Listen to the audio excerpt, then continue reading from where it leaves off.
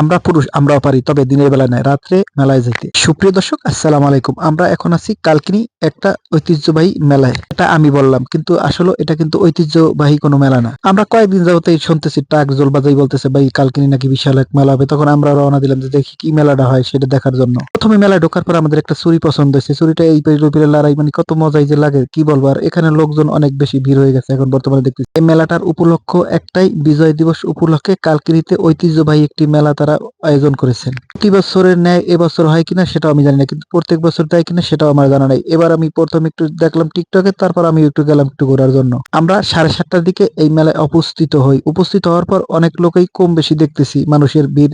অনেকেই বলেন যে বিয়ালে নাকি প্রচুর লোক হয়, কিন্তু আমরা বিয়ালে যাওয়ার সৌভাগ্য তো আমাদের নাই, কারণ আমরা তো পুরুষ ভাই। এখন আবার অনেকেই বলবেন ভাই কে পুরুষে কি বিয়ালে মেলা যেতে পারে না? হ্যাঁ ভাই যাইতে পারে, কিন্তু আমাদের তো কর্ম আছে ভাই, কর্ম থেকে আমরা বিয়ালে কেমনে মেলায় যাই? সেক্ষেত্রে আমরা বেছে নিয়েছি রাত্র। এই রাত্রবেলায় আমরা গিয়েছি যে সময়, ওই সময় সেরকম লোক ছিল না, কিছু কিছু লোক আসছে।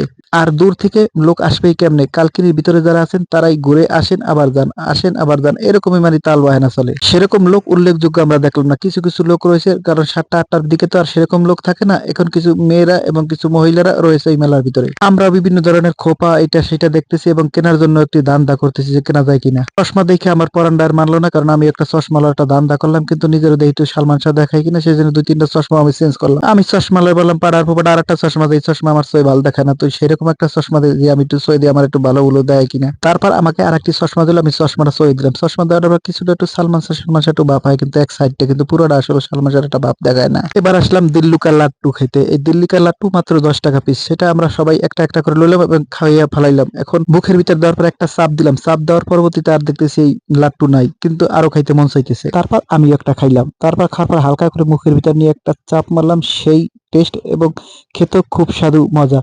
তারপর আমরা কি করলাম ভাই, পিস প্রত্যেকটা পিস 10 টাকা করে।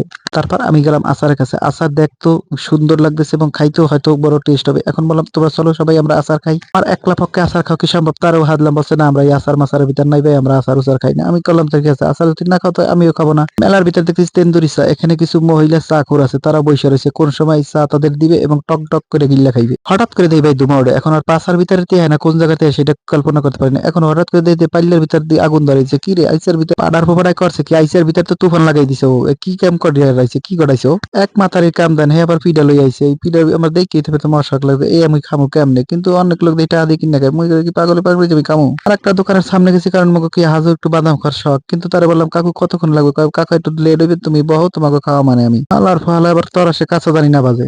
এক সুন্নাতি লেবাজের মেয়ের আছে, তারা এটার উপরে উঠবে। এখন তারা সোলা পরামর্শ করতেছে কোন সময় উঠবে। আমার তো ভাই ভয় লাগতেছে, ওকে একটু কি জানার ভয় নাই, আল্লাহ জানে। এখানে এসে দেখি এক পাড়ার ফোড়ায় মুখের ভিতর দিয়ে ধুমা ছাড়তেছে। এটা দেখার পর এই দুইটা সেমনি বই রয়েছে, প্রথম দেখে মনে হইবে না যে এটা দুইটা কি, আসলে এই দুইটা হিজলা। এখন পরবর্তীতে আমি খালো করে খেলতেছি, আসলে তো হিজলা হয়েছে রাধা সাকরে। এই 3-4টা মাইয়া উঠছে লেবাজদারি, কিন্তু ওরা মুত্তার হইতে দেয় কিনা তো আমার এটাই ভয় লাগতেছে। বাইডি তোরা মুত্তার হইতে দিয়েছে, তোরা আরামসে তোরা নিচে নেমে যা। সতর্ক সাবধানের সাথে এই রাধা সাকরে উঠবেন, যে কোনো মুহূর্তেও ঘটতে পারে যে কোনো দুর্ঘটনা।